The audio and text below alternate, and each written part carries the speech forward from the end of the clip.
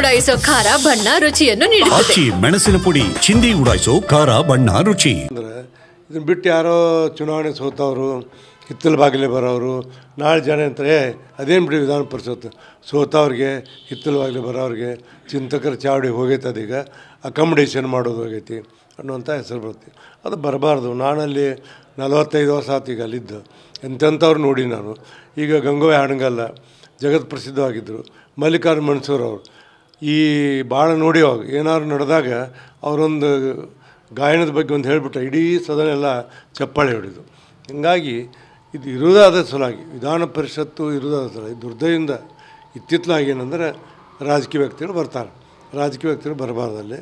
ರಾಜಕೀಯ ವ್ಯಕ್ತಿಗಳು ಬರೋಕೆ ಅವ್ರಿಗೆ election teacher constituency, graduate constituency, local body ಐತಿ, ಅಲ್ಲಿ ಬರಲಿ ಅವರು. ಇಲ್ಲಿ ನಾಮಿನೇಷನ್ ಮಾಡುವಾಗ ನಾಮಿನೇಷನ್ ಯಾಕೆ ಇಟ್ಟಾರಂದ್ರೆ ನಾಮಿನೇಷನ್ ಯಾರು ಈ ಸಮಾಜದಲ್ಲಿ ಚುನಾವಣೆ ನಿಂತು ಎದುರಾಗುವಂಥ ಶಕ್ತಿ ಇರೋದಿಲ್ಲ, ಯಾರು ಬುದ್ಧಿವಂತ ಇರ್ತಾರೆ ಅವರ ಬುದ್ಧಿ ಜನರಿಗೆ ಉಪಯೋಗ ಇಲ್ಲ ಅನ್ನೋಂಥ ನಾಮಿನೇಷನ್ ಇಟ್ಟಾರೆ. ಈಗ ನಾಮಿನೇಷನ್ ಇಡ್ತಿದ್ದಿಲ್ಲ. ಯಾಕೆ ಈ ರೀತಿ ವ್ಯವಸ್ಥೆ ಆಗ್ತದೆ ಅಂತ? ಇದೆಲ್ಲ ರಾಜಕೀಯ, ಮತ್ತೇನಿಲ್ಲ. ರಾಜಕೀಯ ನಮ್ಮ ಹಿಂಬಾಲ ಅಡ್ಡಾಣಿದ್ದಪ್ಪ ಅವ್ನು MLC ಮಾಡಬೇಕು, ಇವ್ರ ಹಿಂಬಾಲ ಅಡ್ಡಾಣಿದ್ದು MLC ಮಾಡಬೇಕು, ನಮ್ಮ ಸಂಬಂಧಿಕರದ್ದು ಮಾಡಬೇಕು, ನಮ್ಮ ಅಧಿಕಾರ ಇದ್ದಾಗ ಮಾಡಿಟ್ಟುಬಿಡ್ಬೇಕು. ಇಂಥ ಒಂದು ಮನಸ್ಥಿತಿ ಈಗೆಲ್ಲ ಬಂದುಬಿಡುತ್ತೆ. ಅದಕ್ಕೆ ನಾನೆಲ್ಲ ಡೀಟೇಲ್ ಪತ್ರ ಬರ್ತೀನಿ. ಭಾಳ ಮಂದಿ ನನಗೆ ಅಟ್ಲೀಸ್ಟ್ ಒಂದು ಧೈರ್ಯ ತೋರಿಸಿದ್ದೀನಿ ಇಂಥ ಕಾಲಕ್ಕಂದರು. ಅದಕ್ಕೆ ನಮ್ಮ ಧರ್ಮ, ನಮ್ಮ ಡ್ಯೂಟಿ ಅಲ್ಲಿ ಎಷ್ಟು ನಾನು ಜೀವನದ ಅರ್ಧ ವಯಸ್ಸಿಗೆ ಹೆಚ್ಚು ವಯಸ್ಸನ್ನು ಅಲ್ಲಿ ಕಳೆದೀನಿ.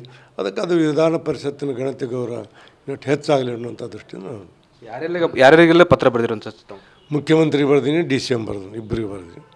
ರಾಜ್ಯಪಾಲರಿಗೆ ಈ ಥರ ಇದು ಮಾಡಿ ರಾಜ್ಯಪಾಲರಿಗೆ ಈಗ ಬರೆದ್ರೆ ಕಾಂಟ್ರಡಿಕ್ಟ್ ಆಗ್ತದೆ. ಯಾಕೆ ನಾವು ಬರೋದು ಸ್ಟಾಪ್ ಮಾಡಿಸೋಂಗಾಗ್ತದೆ. ಮತ್ತು ಯಾರು ಆದ್ರೆ ಅದು ರಾಜ್ಯ ಸರ್ಕಾರಕ್ಕೆ ಅವ್ರು ಯೋಚನೆ ಬಿಡ್ತೀವಿ, ಅವ್ರಿಗೆ ಹೇಳ್ತೀವಿ. ಇವರ ಕಳಿಸ್ಬಿಟ್ರೆ ರಾಜ್ಯಪಾಲರು ಏನು ಇದು ಮಾಡೋದಿಲ್ಲ.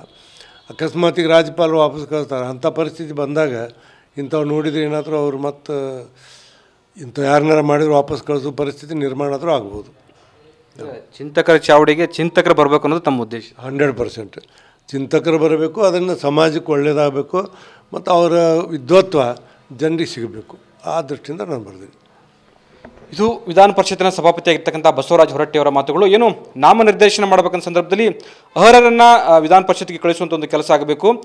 ಚುನಾವಣೆಯಲ್ಲಿ ಸೋತಂಥವ್ರನ್ನ ಹಿಂಬಾಗಲ ಮುಖಾಂತರ ವಿಧಾನ ಪರಿಷತ್ತಿಗೆ ಕೆಲಸ ಅಂದರೆ ಕಳಿಸುವಂಥ ಒಂದು ಕೆಲಸವನ್ನು ಸರ್ಕಾರ ಮಾಡಬಾರ್ದು ಅನ್ನೋ ಮಾತುಗಳನ್ನ ಹೇಳ್ತಾರಂಥದ್ದು.